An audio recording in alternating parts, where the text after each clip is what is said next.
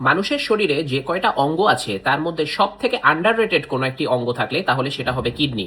কারণ এই কিডনির সমস্যা এত সাইলেন্ট কিলার হতে পারে আপনার শরীরের জন্য যে এটা যখন লক্ষণ প্রকাশ করে ততক্ষণে আপনার কিডনি অলমোস্ট সম্পূর্ণ নষ্ট হয়ে গেছে এমন হতে পারে। চলুন তাহলে এই কিডনির ব্যাপারে আজকে একটু আলোচনা করা যাক।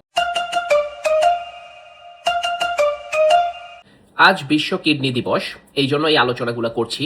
দেখেন, কিডনি হচ্ছে মানুষের শরীরে দুটো কিডনি থাকে এবং এই দুটো কিডনি মানুষের তলপেটের দুই পাশে থাকে।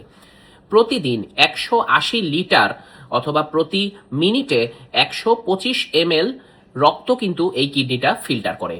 এই কিডনির কাজ হচ্ছে আপনার যেসব প্রয়োজনীয় জিনিস থাকে সেগুলোকে শরীরের মধ্যে ধরে রাখে এবং এই ফিল্ট্রেশনের মাধ্যমে যেসব অপ্রয়োজনীয় জিনিস থাকে সেগুলো কিন্তু প্রস্রাবের সাথে বের করে দেয়। তাহলে কত গুরুত্বপূর্ণ একটি কাজ শরীরের মধ্যে কিডনি কন্টিনিউয়াসলি করে যাচ্ছে। কিন্তু আমরা বিভিন্ন সময় যখন ফুসফুস বা হৃৎপিণ্ড কিংবা ব্রেইন এগুলোকে নিয়ে কথা বলছি, কিন্তু সেই তুলনায় কিন্তু আমরা কিডনিকে নিয়ে তেমন একটা কথা বলছি না।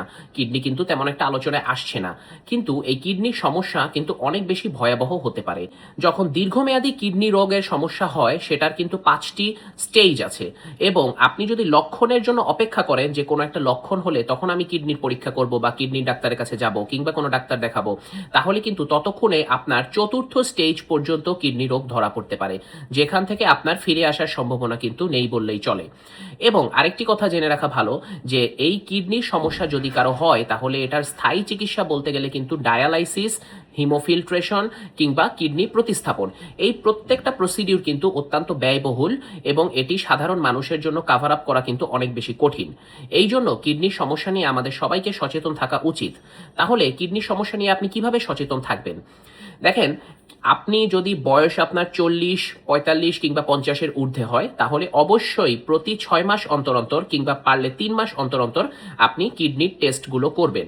আপনি যে কোনো ডাক্তারকে দেখাবেন, ডাক্তারকে দেখানোর পরে রুটিন পরীক্ষার মাধ্যমে আপনি কিন্তু কিডনি রোগটা ধরা সম্ভব। একটি পরীক্ষার নাম বলেও রাখছি আমি, যদি আপনার ইউরিন টেস্ট এবং পাশাপাশি সেরাম ক্রিয়েটিনিন পরীক্ষা করা হয় তাহলে কিন্তু একটা মোটামুটি ধারণা পাওয়া যায় যে আপনার কিডনির অবস্থাটা কিরকম, আপনার কিডনি কি ঠিক আছে কিনা। অনেক ক্ষেত্রে হয়তো বা তলপেটের আলট্রাসাউন্ডও করা লাগতে পারে, সেটা আপনার ডাক্তার বুঝে আপনাকে সাজেস্ট করবে। কিন্তু আপনি যদি ওই বয়সের মানুষ হন তাহলে কিন্তু আপনাকে অবশ্যই কিডনির পরীক্ষা করা উচিত।